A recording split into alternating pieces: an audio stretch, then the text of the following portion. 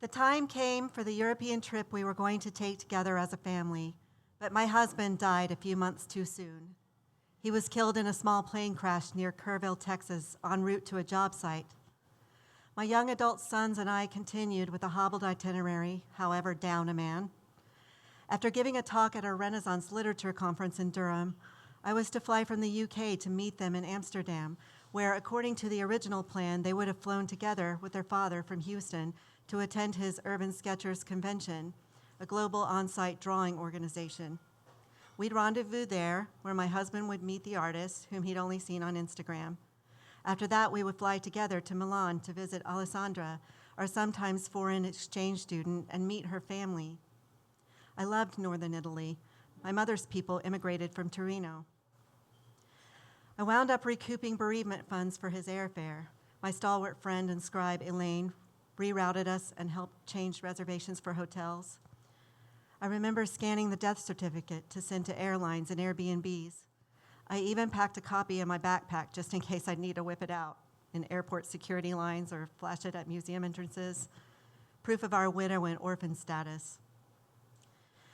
Walking and biking around Amsterdam with the kids, we'd see urban sketcher badge wearers everywhere in pairs and groups, perched on little folding chairs or leaning against walls, capturing the scenes. Cobblestones, sailboats, street signs, bicycles, the Zuiderzee. Each sketcher cluster sighting added insult to injury. His absence from our itinerary rendered acute the more generalized chronic dearth of him, as when a long, hungry man walks past a bakery. It broke our hearts to imagine him there with artists from all over the world crouched over sketch pads and pens, their shared language of ink. Some of that trip, quite a lot of it really, remains a blur, as it was only 3 months after he was killed. A few experiences crystallized, though. An absurd moment in a Lebanese restaurant where all of us actually laughed, possibly too loud and too long, which made our guffaws all the more loud and long. The kids later telling me they'd slipped out to Devalen, the red light district, to smoke weed after I'd innocently gone to bed. All of us trading turns with the apartment's lone fan, the tale of the rented bike that we could not unlock.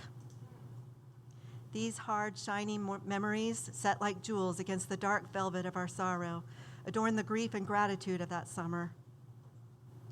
The best moment of the Europe trip came on the penultimate day in Italy, driving alone to Lake Como with Alessandra's mother, Christina, in her tiny green Fiat.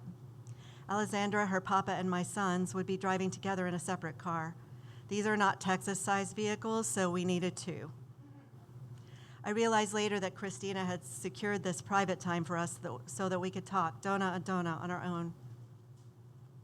Between my pocket English-Italian dictionary and rudimentary Italio-Spanglish on the one hand, and her better-than-basic English on the other, our conversation was both spare and deep. Our vocabulario was necessarily basico. Moreover, because all of my verbs were in the present tense, who can conjugate on the fly? My story was not 3 months past, but still current. She asked about the day of the crash, my widowhood, and my work at the university. She wanted to know how each filio and ye genitore, sons and parent, were faring. Alessandra and my husband had been very close. Both were artists and athletes. When she lived with us, he made sure she was signed up for a volleyball league, and the two of them shared sketchbook sessions. As she maneuvered up the A9, Christina cried, recounting how her daughter, so far away from us then, had been laid low, in which she heard the news of his death. I accepted her mourning as a gift. On that drive to the lake, Christina and I took turns crying. We also wept in unison. I'd reach out to hold her hand, letting go whenever she had to shift gears. It was a beautiful time with her, an architect like my late husband, una moglie and madre like me. Words did not fail. When we arrived at the lake, I was wrung out, but also fully present in both senses of the word. For over an hour, I'd been flipping dizionario pages from S for shock and sad, up to L for loss, and then G, grief, and back down to W, widow. I wish I could talk that way every day, trading simple words, always in the present tense. I lose my husband. We cry. My daughter, she misses her American dad. I am alone. Sono solo. Holding Christina's hand and paging through the dictionary that day, I'm grateful for how touch grounded me.